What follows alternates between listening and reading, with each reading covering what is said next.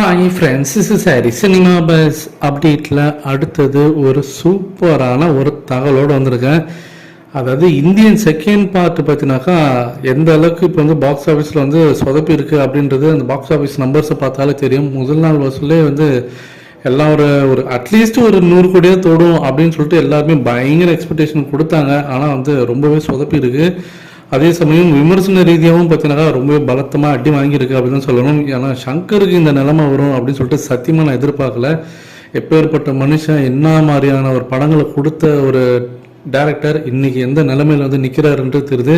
இப்போ அடுத்தது ராம் சரண் வச்சு இயக்கக்கூடிய அந்த கேம் சேஞ்சர் படம் வந்து அவருக்கு வாழ்வா சாவான்ற மாதிரி தான் அது சொதப்பிடுச்சுன்னா ஆல்மோஸ்ட் சங்கரோடைய சாப்டர் க்ளோஸ் தான் எனக்கு தோணுது.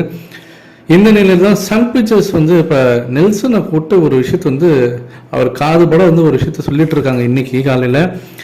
என்ன அப்படின்னு பார்க்கும்போது, நம்ம வந்து சீக்கிரம் எடுக்கிறோம், கொஞ்சம் பார்த்து நிதானமாக டைம் எடுத்து கூட பண்ணுங்க, ஆனால் சொதப்பிடாதீங்க. ஏன்னா இப்போ சீக்குவல்ன்றதே வந்து ஒரு பெரிய தலைவலியாக மாறி இருக்கு. லாஸ்ட் ரீசெண்டாக ஒரு வருஷத்தில் நீங்கள் எடுத்து பார்த்தீங்கன்னா பொன்னியின் செல்வன் செகண்ட் பார்ட்டாக இருக்கட்டும், அது ஃபர்ஸ்ட் பார்ட்டை காட்டிலும் பெருசாக வந்து வசூல் வரல. அடுத்தது சந்திரமுகி செகண்ட் பார்ட் எடுத்தாங்க ராகவா லாரன்ஸ் வச்சு, அதுவும் சொதப்பிடுச்சு. இப்போ இந்தியன் செகண்ட் பார்ட் இதுவும் இப்போ சொதப்பிடுச்சு. சில நம்ம தமிழ் சினிமாவில் வந்து அந்த சீக்குவல்ன்றது ஒரு பெரிய ஒரு சொதப்புல தான் போகுது. ஈவன் தோ நீங்கள் 2.0 கூட எடுத்துங்க, சங்கரோட கூட்டணியில் ரஜினி சார் நடிச்ச படம் தான். ஆனால் அதுவே கொஞ்சம் விமர்சன ரீதியாக பார்த்தீங்கன்னா கொஞ்சம் அடி வாங்கியிருந்தாலும் படம் வசூல் ரீதியாக ஒரு 800 கோடி தாண்டி கொஞ்சம் தப்பிச்சிடுச்சு அப்படி தான் சொல்லணும். ஆனால் மற்ற படங்கள் எல்லாமே Chandramukhi second part Rajini sir நடிக்க வேண்டிய படம், அது வந்து நடிக்காதனால அது போயிடுச்சு.